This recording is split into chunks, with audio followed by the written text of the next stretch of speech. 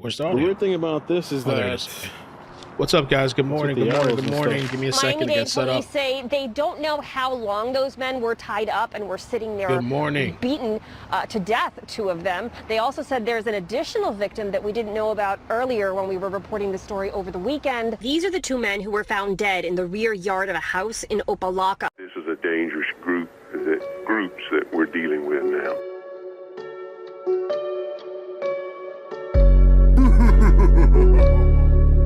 God is with us. Anybody here?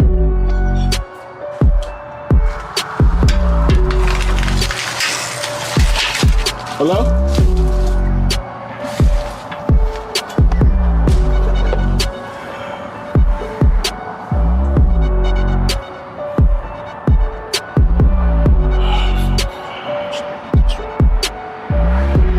Guys, good morning, rise and shine. Anybody here? Let's get into the details for this morning. I'm just hit like, share. I just did YouTube. Just wanted to check out this abandoned house.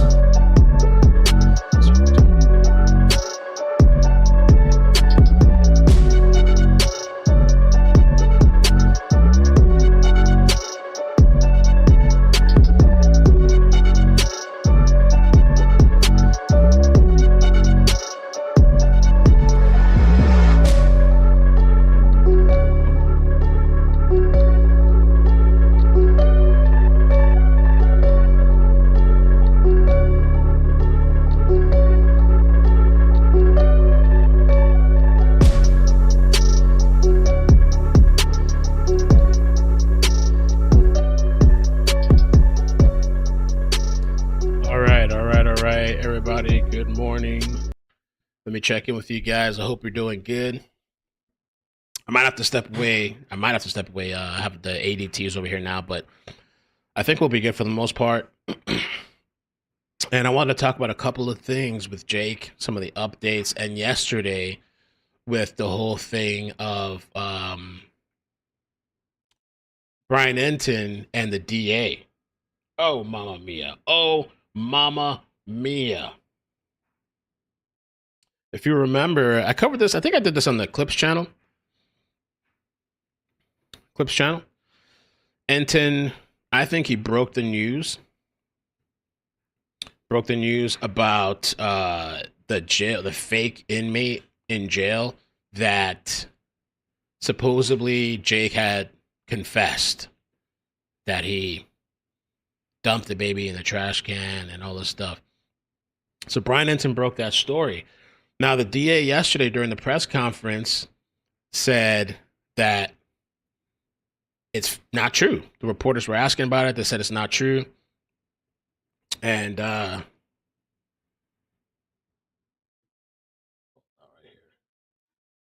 Enton said he's standing by it. You see, if you look at the pinned comment here, I stand by my reporting. My sources say there was a Perkins jail operation, what the DA considers to be usable, legally sound confession I can't speak to, but I stand by what I reported. So he's standing on it. Somebody here said you're wrong. The DA did not know Jake's daughter that was abused. He didn't know about the fire across the road. He doesn't know that much. So there's been a little bit of a divide. Who do you stand with? Whose side are you on? And here's a video covering the awful church shooting, but I wanted to get on here for a second and just clear something up. So a lot of you have been messaging or putting in the comments about my story involving what Jake Haro said to informants within the jail as part of what's known as a Perkins operation, which I explained in my latest video. And the you guys were asking. I'm sorry. I saw the chat. You were asking whose house was that? That was a house where 3 bodies were dumped from a U-Haul into an abandoned house. It was on the news, and I went and I drove out there, and apparently one person survived. And he went to the hospital. 2 people were executed, and those guys that did it were caught. Crazy, crazy story. District attorney today at the press conference said there was no confession. So I just want you guys to know that I am standing by my reporting. If you don't know what I'm talking about, watch my latest YouTube video. I talked to my sources again, and if you guys know, I mean, I know I have a lot of new followers on YouTube, but if you guys who know me know how seriously I take this job and how seriously I take reporting factual information. And if I ever did make a mistake, I would immediately own up to it. But I am standing by my reporting. And I realized that the district attorney said that there was no confession from Jake Haro, Baby Emmanuel's dad. But I don't know what his definition legally of a confession is. That may be different, but I'm standing by everything that I reported in my video from yesterday about the Perkins operation, about the informant, about that happening in the jail, and about what Jake Haro said. So why would the DA say it's not true? The only thing I was thinking yesterday, I was like, maybe that inmate's still undercover. Maybe he's still talking to Jake or something, or maybe they just don't want to admit that those operations are happening. I don't know, maybe from a legal standpoint. I'm not sure why. I believe Enton too. I mean, sources sometimes give you the wrong information, right? But I'm pretty sure he must have a very credible source. And I noticed yesterday to the DA, he kind of got snappy. If you ask me, he was a little like sassy. He was upset that the reporters even asked the question, "How dare you?" He was pissed. Dead. And I have quadruple confirmed with my sources. So damn, even quadruple confirmed. Brian Enton's legit. Hardworking guy, journalist, and he does take his job very seriously. And now he has a YouTube page that's been blowing up. So, yeah, I just wanted to address that. And I just wanted to tell, for those of my new followers, like, I'm not just some guy who's just going to like put out information without being very, very careful about it. And if I ever do make a mistake, and yes, of course, I've made mistakes before, I will immediately tell everyone I made a mistake. But I do everything I can to make sure that what I'm reporting is accurate and is double and triple and quadruple checked. And I do not go with sources that I don't trust. And so I'm standing by my reporting. So I just wanted you guys to know that. Interesting. And so he also did a video with Banfield. And most. Kim Dagonia is a former Riverside County. Oh, that's not the video. Hold on. So, here, this one. That Jake Haro, Baby Emmanuel's father, told police that he accidentally rolled over in bed. This is what sources. So this is what I heard too. I heard there was two stories, two confessions, guys. Two supposed confessions. One was that was it he rolled over the baby? They're telling me, and accidentally killed Baby Emmanuel. Killed the baby. And then buried Baby Emmanuel in a place so that he could go there to grieve him, which obviously made no sense. But when you think back to the weekend, Ashley, when police were out searching with Jake Haro in the jumpsuit, they had him out there. Very unusual to see that right along the freeway there in that area. It lines up with the story from my sources that he had indicated, and he's had a couple of stories, which I'll get into, but with this story that he had indicated to police that he buried Baby Emmanuel after accidentally killing him. So the other question I have for you is the second story. The first story was he tells the police he's rolled over on the baby and buries the baby's body out on, near the highway, clearly leading to those pictures. But then there's a second version of Jake Haro speaking in jail. What did you learn about this? Yeah, and this is very interesting. So sources tell me that there was something called a Perkins operation, which is not unusual in California.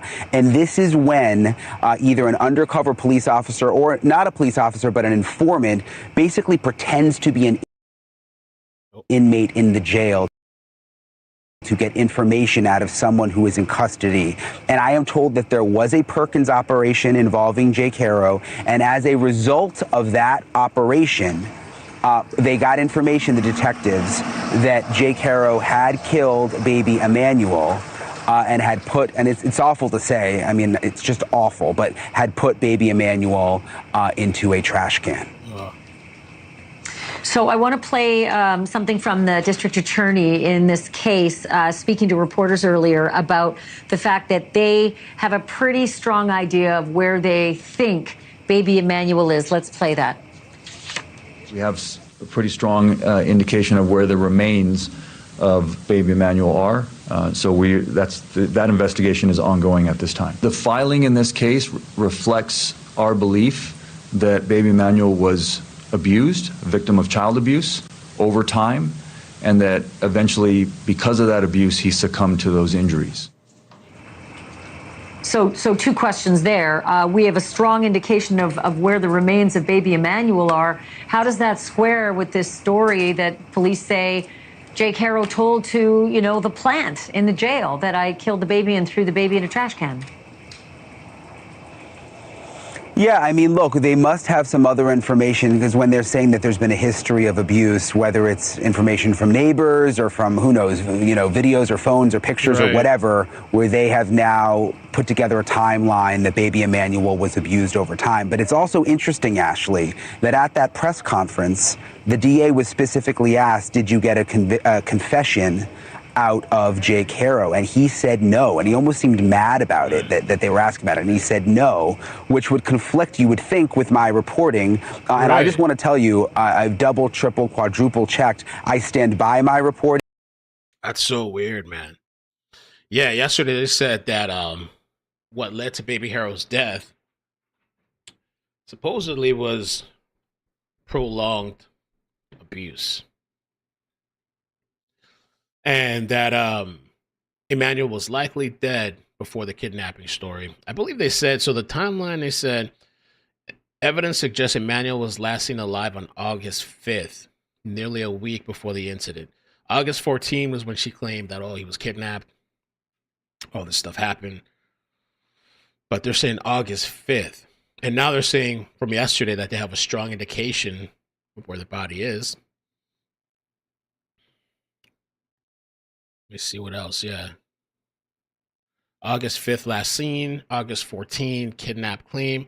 16th through the 18th, red flag behaviors, inconsistent stories. August 22nd, the arrests. Okay. Strange. I don't know. Who do you believe? Should we do a poll? Go to poll. Let's see.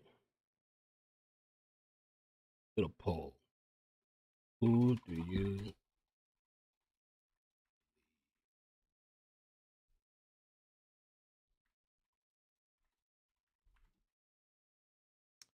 DA and 10. What do you believe? I think we're down to semantics here. And, in the legal world, a confession, there's a very, very strict definition of that. It could be, maybe, I don't know. Maybe it could be semantics. Or maybe it can't be considered confession if it's a lie. Or maybe that fake inmate was still putting in work and they didn't want it to be exposed. And they all lying? I don't know what the DA's definition of confession is when it comes to what he would want it to be in a court of law. But I stand by my reporting when it comes to the Perkins operation and what resulted from that operation, Ashley. It's hard to believe that they can make the statement, we believe that he was subject to abuse over time, and because of that abuse, he succumbed to his injuries. Does anybody know how they can say that, how they know or how they can profess to know that this baby had been injured many times and thus died from all that sort of collection of injuries? No, I don't know the answer to that. I don't know. There may be more information that they were able to obtain from the operation in the jail that I just don't know about. Or like I said, it's possible that it seems like they've been hard at work, these investigators. I mean, behind the scenes, they may have gotten evidence, again, neighbors, pictures, maybe there's medical records. I'm not sure, but they were very clear in their latest release that they believe that there's evidence of long-term abuse. Crazy. And SF Investigates, he posted something yesterday that was pretty interesting. He said this is from December 2022, news release from Riverside County District Attorney Mike Hestrin, highlighting his office's concern over judges me see, make sure you guys can see. Over judges dismissing more than 1,000 cases in just 10 weeks. 1,000. Including 83 felony cases involving attempted murder, S crimes, CA, DV, and more. That's why yesterday, I kind of snapped yesterday, but I was saying, I don't know, man, maybe they should start holding these judges accountable, especially for cases that they let dismiss and the person goes on to kill or hurt or murder again. Let's start holding the judges accountable. What is up with these judges? California is so screwed up. That is crazy. In October, the court stated that 2,800 pending cases were set for trial. As of December 16th, there are about 2,200 backlog cases, and Superior Court judges have dismissed 1,098 criminal matters. Wow. Riverside County Superior Court judges started to dismiss criminal cases based on a lack of available trial courtrooms. Case dismissals continue to occur daily across the country. These cases are both misdemeanor and felony cases and include nearly all crime types. About 83 felony cases have been dismissed so far. Felony cases dismissed include charges such as attempted murder, assault with a deadly weapon, sex crimes, child abuse, domestic violence, and more. California is heaven. It's a haven for criminals and abusers. People moving over there. You know how they say people are running out because it's expensive and stuff? Well, it's got to be criminals, organizations moving over there for the benefits, the criminal benefits. Wow. Now, there was this article that's pretty interesting. Let's see what's the best way to do this. Do it like this, maybe? Kind of? Somewhat, sort of? Okay. Exclusive Jailhouse interview. Father of Baby Emmanuel says he would tell his missing son, "I love you, buddy." Isn't that wild?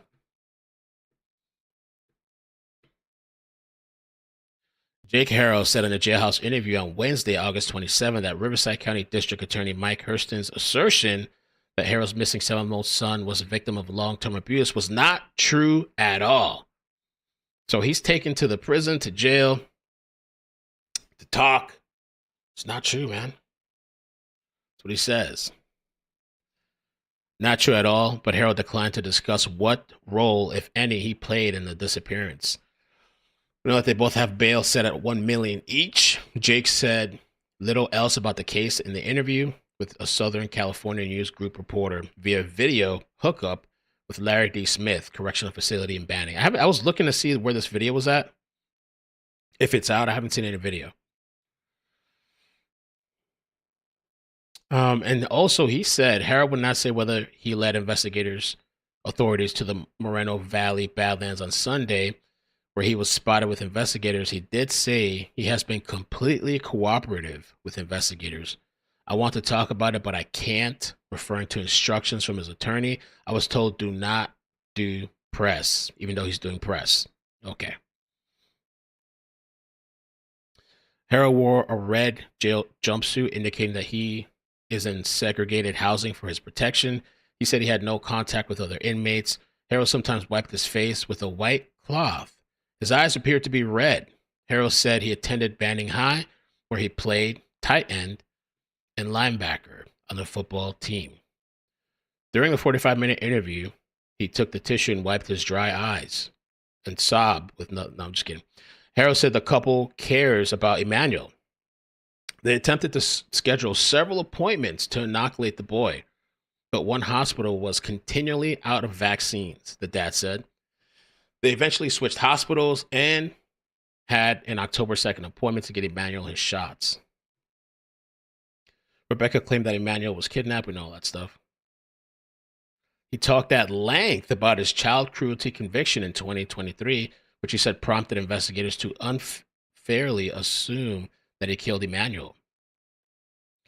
He said he accidentally dropped baby daughter Carolina on a sink divider while bathing her. She appeared uninjured. However, the girl was later found to have broken bones and other serious injuries after Haro's wife at the time, Vanessa, woke him up in the middle of the night. She is now bedridden. So his story, he claims with the previous baby, he dropped the baby in the sink divider while bathing her.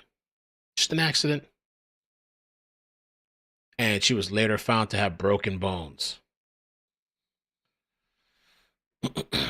Both husband and wife made plea deals with the judge over the objection of the district attorney's office. He received 180 days in the sheriff's work release program and handed a suspended 4-year prison sentence and ordered him to attend a child abuser treatment program. I didn't even know they had that shit.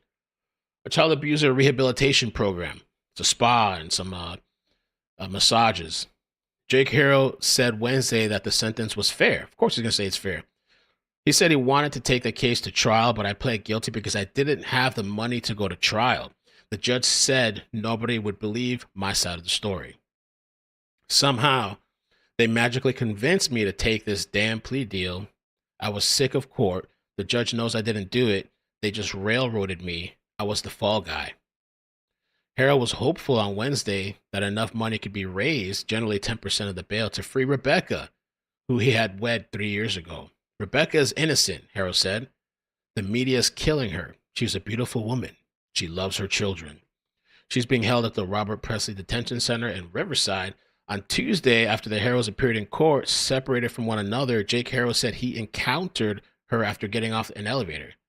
I'm trying to shout to her, I love you, Haro said. The deputy shoved me to the ground. Shoved me to the ground. He launched me like I was a rag doll. Haro said he re-injured a shoulder. Uh-oh. The sheriff's department on Wednesday declined to comment on that account. The investigation will be ongoing for quite some time. Okay. The other thing here, Haro also talked about social media posts from the public that have been highly critical of the Haros. How dare you? All of you. He said, God is with us. The allegations are horrendous, so of course people are going to be riled up. He was asked what he would say to Emmanuel if he could talk to his boy. I love you, buddy. Ain't that some crazy-ish? Isn't that crazy? I love you.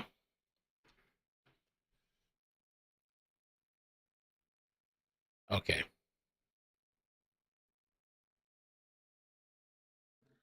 Let's see here. Okay, just checking. We're good. So that to me stuck out. It was pretty interesting. Kind of sick too. I love you. Still saying that he loves his wife, loves his son, and saying with the other baby that I don't think the other baby can't talk. Right? Carolina promised she can't talk. I don't think she can move. Oh well, I just dropped her in the divider. That's all that happened. And they railroaded me. The system's against me. Wow.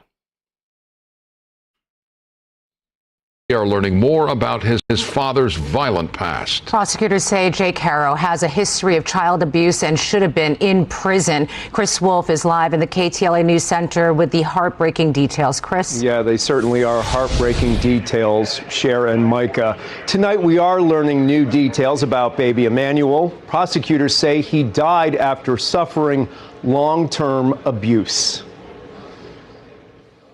The story of a missing baby presumed dead continues to grab headlines. His parents, Jake and Rebecca Haro of Riverside County, are now charged with murdering baby Emmanuel and filing a false police report for claiming the 7-month-old had been kidnapped. Prosecutors say the baby suffered ongoing abuse that ultimately took his life. The mystery that lingers is the location of his remains. Yes, we have a pretty strong indication of where the remains of baby Emmanuel are. That investigation is ongoing at this time.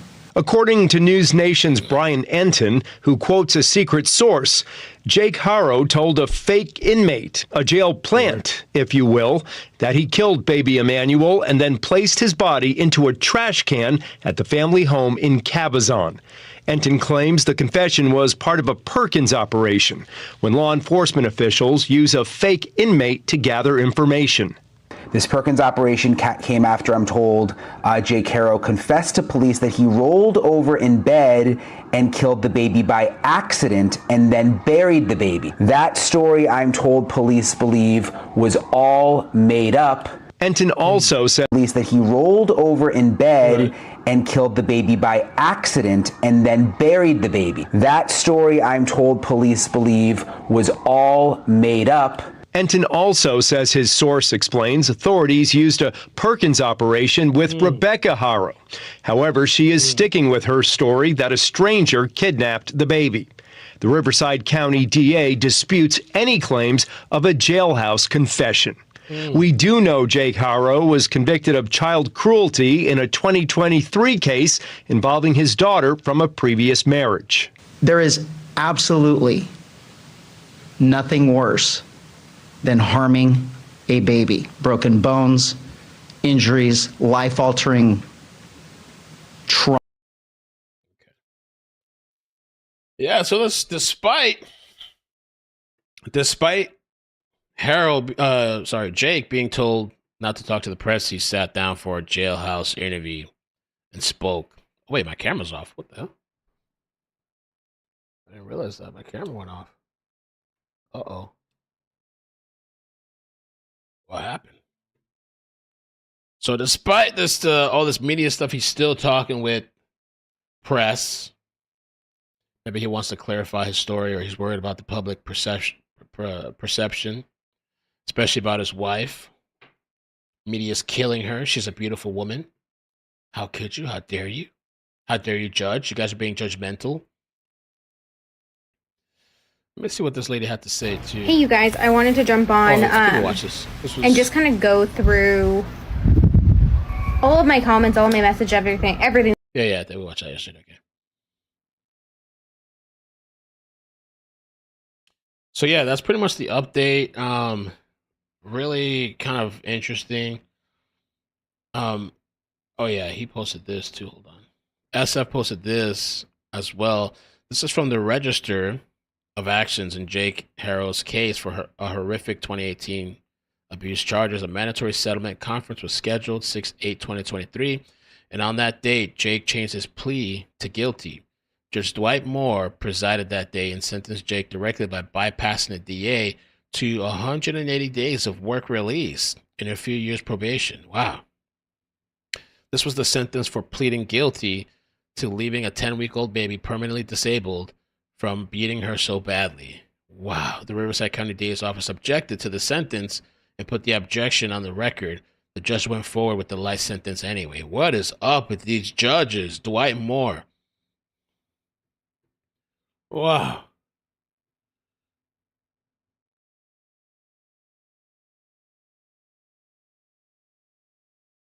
Defendant waives probation referral.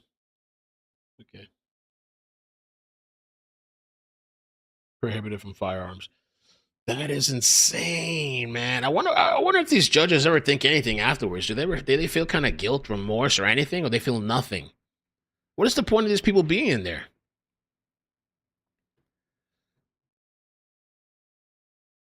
Wow.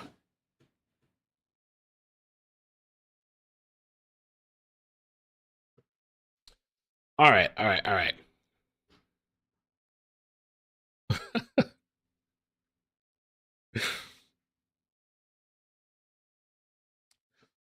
I guess that's it. I just wanted to tap in with you guys this morning for a little bit. I do have ADT here, so I'm setting up the security and all that. But I wanted to talk about those updates because I think it was a big deal with the inmate and, well, the thing with Brian Enton, the inmate, and then also this Jailhouse interview where he's proclaiming his love for his wife and the baby. Crazy.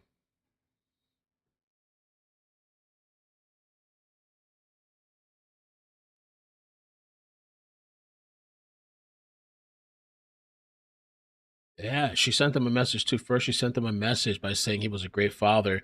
Now he said the same thing. So definitely, ride or die. Just like Madeline Soto. I think her mother. I think she's a ride or die too. Her daughter's being abused and all this stuff. She don't care. She's riding with the guy. Yeah.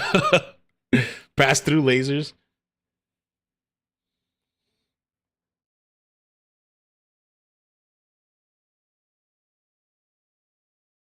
Could it be that Brian Enton's source was just wrong?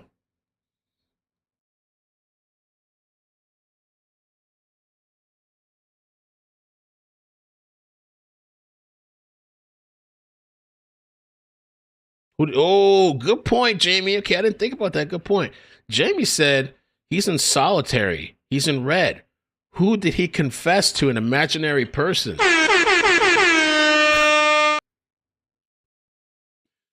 Wow.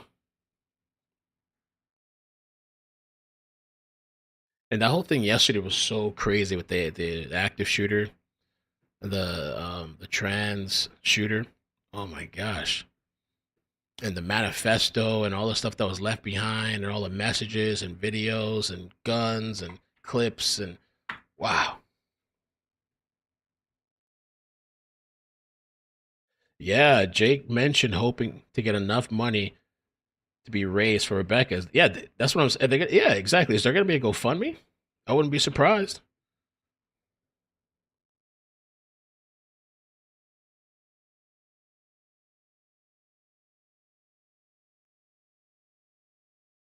Oh, I forgot about Vanessa Morales. Wow, he killed her mother and Vanessa was never found. He was never prosecuted, really? Ah, yeah, it takes me back. Vanessa Morales.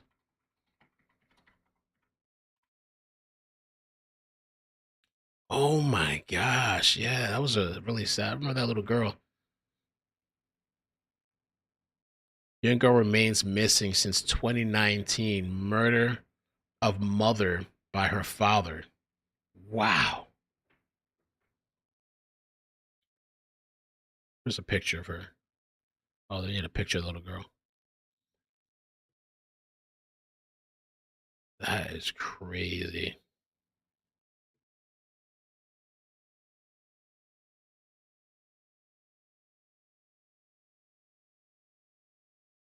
Oh, did he? Perfect Foster says, I thought Brian's source said it was during transport of some sort. Mm.